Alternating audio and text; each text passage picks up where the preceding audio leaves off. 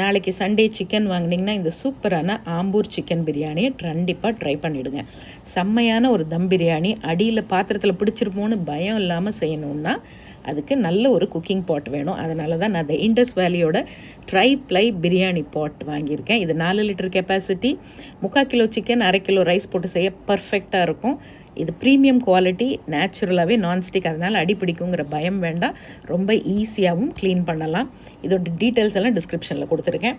இப்போ அந்த பாத்திரத்தில் 5 டேபிள் ஸ்பூன் எண்ணெய், ஹோல் கரம் மசாலா, 3 வெங்காயம் நல்லா ப்ரௌனாக வதங்கட்டும். 2 பழமான தக்காளி, 6லேருந்து 8 மிளகாய் ஒரு பேஸ்ட்டாக அரைச்சி வச்சுக்கோங்க.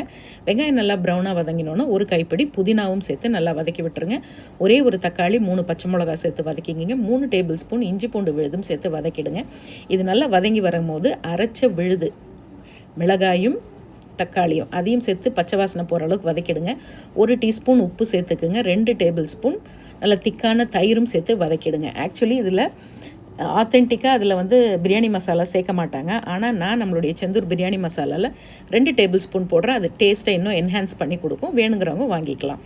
இப்போ அதையும் சேர்த்து நல்லா வதக்கிட்டு 3/4 கிலோ சிக்கனையும் உள்ளே சேர்த்து நல்ல மசாலாவோட வதக்கி விடுங்க. ஒரு 2 நிமிஷம் மூடி வைங்க. சிக்கனே கொஞ்சம் தண்ணி விடும், ஒரு பாதி அளவும் வெந்துடும். இப்போ சீரக சம்பா அரிசியை ஒரு 10 நிமிஷம் ஊற வச்சு வடிகட்டிட்டு 1 கப் அரிசிக்கு 1.5 கப்பு தண்ணியும் ஊற்றி நல்லா கொதிக்க விடுங்க. 1 டேபிள் ஸ்பூன் லெமன் ஜூஸும் உள்ளே ஊற்றிக்கோங்க. உப்பு சரியாக இருக்கான்னு பார்த்துக்குங்க.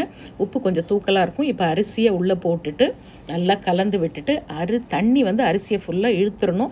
இப்போ ஃபுல் சிம்மரில் வச்சு மூடி வச்சு 15 நிமிஷம் அப்படியே தம்மில் வைங்க. 15 நிமிஷம் முடிஞ்சோன்னே ஆஃப் பண்ணிவிடுங்க. 10 நிமிஷம் கழித்து ஓப்பன் பண்ணுங்கள்.